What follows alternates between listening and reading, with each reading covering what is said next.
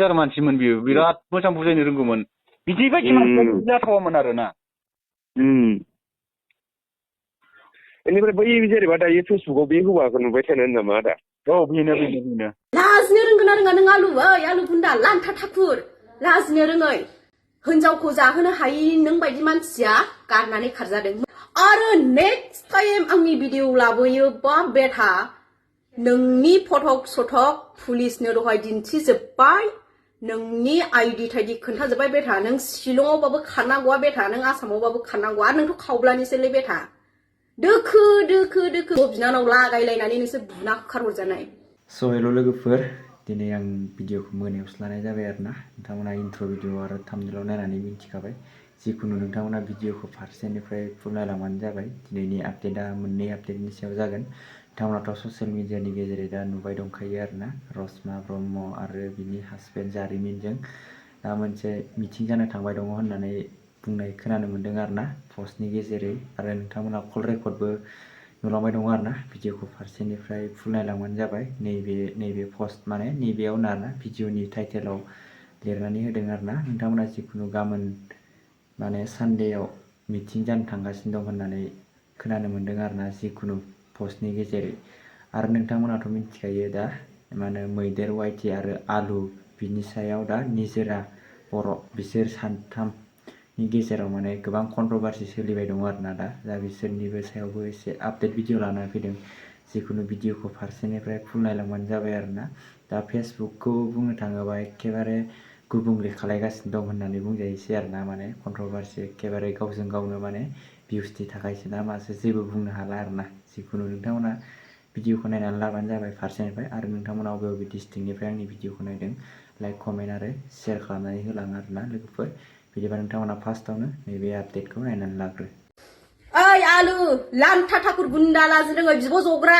आंनि भिडिअ मा लाबोबाय थादोंलै नों घन्टा हो नों आंजों जेट नांमारदोंना घन्टा हो नोङो जुदि बे गुन्दिफोरजों फाननानै जाग्राफोरजों नों कन्टेक्ट गैलायाबा नों आंखौ मा बाथ्रा बुंबाय थादों मा बिसोरो नोंनो थुना हरबाय थादों नामा नोंखौ शिलं सिराप बुन्दि माबायावहाय दैयावहाय नोंखौ जोख्लाय हरगोन आं साला गुन्दा नोङो आंनि भिडिअ लाबोबाय थादोंना आंनि भिडिअ लाबोनानै नों बिराद डलार खामायगासिनो नामा नोङो दायो हा लाजिनो रोङै लान्था नोंलाय माथो बे बुस्थुयानो गैया खर' लान्थाथा हायथाथा थख्लाख्ला माथो हटेलावसो खारिखौ मावनानै जायो नोंलाय लाजिनो रोङै बिदि जाहोनायावथ' नोंना हिन्जावा नोंखौ गाननाखादों आरो नोंथ' खावब्ला सिमथानिसो नोङो माबानि हुग्राजुलिनि हा गोदाननि लेवरा नों दोखो बुनानै माथो बिब'बो फंबायबो होखारहरजानायसिनो माथो नोंलाय बिब'खौ लागायनायनि माथो नों बुना होखारहरजादों नों गामियावनो दोनजायानो माथो नोंलाय लेवरा आंनाव दासो कन्टेक्ट फैदों खावब्लानिफ्राय माने आंजोंबो बुहुत मानसियानो आंजों फलोवार्स दङ बिसोर आंनो खोन्थाहरफिनो जेरै नोंनो बै गुन्दी लिडारफ्रा नोंनो जेरैहाय फन हरै नोंनो खोन्थायो नै बेबायदि आंनोबो आंनि फलोवार्सफ्रा खोन्थाहरो लरग' लान्था गुन्दा बिब' जग्रा संसाराव बिब' जनायखौ नोंखौसो नुबाय आं मुगैसै नुवाखैमोन आं रावखौबो नोंसोरखौसो नुबाय आं बिब' फंबाय बिसिना गंसेयाव उन्दुनानै उमथेन माबा ब्रा गानहोलायनाय फेन्सि गानहोलायनाय माबा माबि सोलायनाय भिडिअ बानायनायखौ नोंसोरखौसो नुबाय आं सैमानि फिसा लाजिनो रोङै नोंसोरो लाजिनो गोरोङा मालायनि कन्टेन्ट लाबोआ आरो गोबां मानसिखौनो जावो नोंसोरो बिराद जिंगाब रायहर जायो नुनो मोनो ससियेल मिडियायाव फेसबुकआव गोबां मानसिफोरजोंनो रायहर जायो लाजिनो रोंगोना रोङा नों आलु बुन्दा लान्था थाखुर लाजिनो रोङै हिनजावखौ जाहोनो हायि नों बायदि मानसिया गारनानै खारजादों मोनथिबाय इटु जेट आंबो प्रुफखौ होनो हायो मोनथिबाय आं नोंनि मा दुश्मनमोन आंनि भिडिअ लाबोनो नोंसोरो मा दरखार हो नोङो बैफोर फाननानै जाग्रा मानसिजों कन्टेक्ट दंजोबो कन्टेक्ट बिसोरथ' गखाया आंनाव इटु जेट आं बोलोजों जुजिग्रा मानसि नङा आङो सोलोजोंसो जुजियो आं मोनथिबाय हो मानि थाखाय नोंसोरो आंनि ब्लग लाबोबाय थायो हो बेखौल' बुं बिब' फंबाय नोंसोर आंनि थाखाय मानो ब्लग लाबोबाय थायो नों बुजिना जुदि गियानि मानसिया बेफोरबायदि मालायनि कन्टेन्ट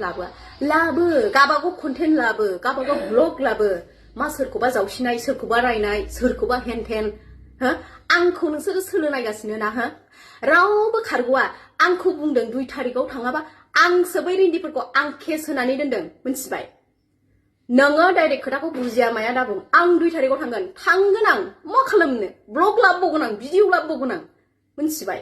प्रुफखौ होनो हायाबा जेबो खालामनो हाया आंखौ मा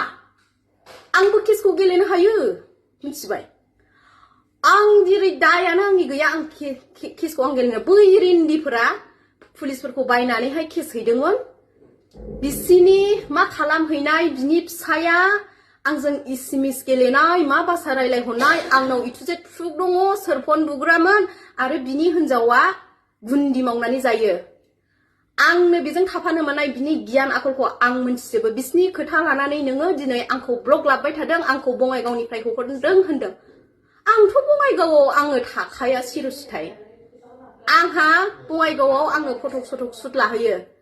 थादोंमोन आङो आरो पार्लारावबो आं खामानिबो मावखाया आङो ओरैनो रिसेपसनाव थानो होननानै आंखौ सानसे लोगोआ लिंलांबाय बेयावहाय आंखौ बै रिन्दिफ्रा गावनि फिसायजों फन रायलायदों मादों होननानैहाय लोगो पार्टि लानानै थांनानै पुलिस लानानै दावराव खालामहैबाय नोंथांमोनाथ' बेखौ नुखादों नोंथ' बेखौ नुखादों आंखौ हमजादों होननानै बे समावबो बयबो आराममोन आंथ' हमजायाखै पुलिसासो आंनो आराम सुरनि बायनानै होफैदोंमोन मोखा खोमनानै नै जाम्बि जादों आं सुरनिखौ खोमनानै लानो रोङाखै आं मिन्थिबाय आरो नेक्स्ट टाइम आंनि भिडिअ लाबोयोबा बेटा नोंनि फटक सटक पुलिसनो दहाय दिन्थिजोब्बाय नोंनि आइडि थाइडि खोन्थाजोब्बाय बेटा नों शिलंआवबाबो खारनांगौआ बेटा नों आसामावबाबो खारनांगौ आरो नोंथ' खावब्लानिसोलै बेटा दोखो दोखो दोखो बुग्लि जानानै बिब' बिनानाव बदनाम जानानैहाय बिब' बिनानाव लागायलायनानै नोंसोर बुना होखारहरजानाय नोंसोर खावब्लायाव थानो हाया दायो नोङो माबायावहाय शिलंआव नोङो कारिकर मावनानै जायो साहा हटेलाव फुरि रुथि नानानैसो नों थाखा खामायो आरो नोंना हिनजावा मैदेर बुरैया हर हराव ओरै ओरै ना नोरै बान्दो लाबोनोसै ओमफ्राय ना जेव जेव फैसा देखायसै ना लाउरा गुन्दा गुन्दि रेन्दिफोर आलु नोंखौ एक्सन लाबाय आं एबार मोनथिबाय माने जेनेबा जों क्लस हिसाबैसो रायलायखायोमोन आरो माने आदा रायलायनायालाय माने बै हौवाजों रिलेसनाव थाखाबाय नालाय इयो औ औ औ ओंखायनो माने औ मोजां आंबो बेखौनो सानदों दा जुदि नोंजों हरसे थाबाखैबा आदा औ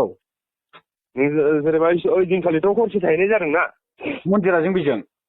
औ औ औ औ सार्टिफिकेट लायखालि जेनेबा ओमफ्राय उनाव फार्स्ट टाइमाव बियो होनदों माने हौवाजों हरसे थाहैखादों ओइदिनखालि औ ओमफ्राय थाहैनायाव बिदिनो थांनायखौथ' आं मिथिखाबाय जेनेबा ओमफ्राय अखा फैदों बिसोरो अखानायै आं फैफाबाय मा होनदों अखानायै आं फैफाबाय जेनेबा अखानायै नों फैफायाखै आदा इसोर सानैजों फैदों अखानायैबो आरो सानैजों फैबावदों औ इसोर अखानायै जेनेबा नोंसोर जेनेबा थांनायावबो सानैजों ओमफ्राय फैनायावबो सानैजों ओमफ्राय हरखौसो जेनेबा नोंजों थादों होनना खोन्थादोंमोन आरो जेनेबा आंनो ए आंजोंथ' थायाखै ओमफ्राय सानसेखालिहाय गुवाहाटियाव लोगो हमनाय जादों आरो आं बिसोरखौ लोगो हमनानै ओमफ्राय फैफिनदों आंबो सानसेयावनो थांना सानसेयाव फैफिननाय नामा हा सानसेयावनो थांना सानसेयाव फैफिननाय औ सानसेयाव थांनाय सानसेयाव फैफिननाय होनदों बिसोरो थ' जेनेबा आं बिदिथ' जेनेबा आं आन्दाजाव हर थानाय बिदि बायदिसो एसे गोसोआव दं आं माने जायखिजाया इयो खेबसे इउनिभार्सिटियाव थांनायाव जेनेबा माबाखौ नोंसा आदाखौ लोगो हमदों आरदों बिदि खोन्थादोंमोन आरो खोन्थानायालाय लोगो हमदों हमनायालाय ओमफ्राय आंबो फैफादों नों फैफादोंमोन बासजों औ ओमफ्राय बिनि सिगांबो थांबावनाय नों नुनाय दं आरो ना र' मा होनो गसाइगाव खेबसे गसाइगावआव मिथिबाय आं